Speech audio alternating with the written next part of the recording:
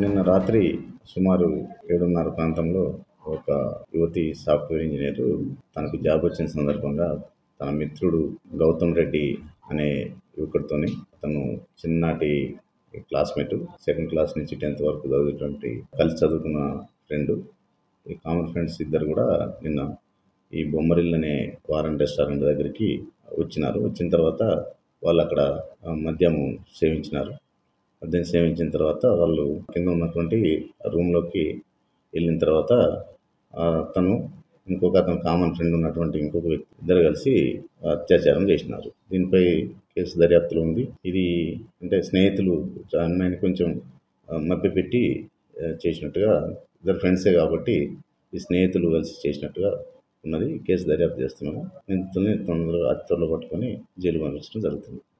అమ్మాయి ఫ్రెండ్ అని చెప్తా ఉన్నది.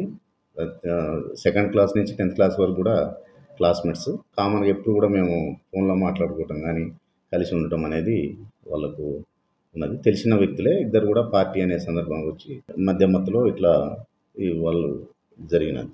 ఇంకొక అతని గురించి పూర్తిగా ఇంకా వివరాలు తెలియాల్సింది. కామన్ ఫ్రెండ్ అని చెప్తున్నది. ఇంకా వివరాలు తీసుకుంటున్నాము.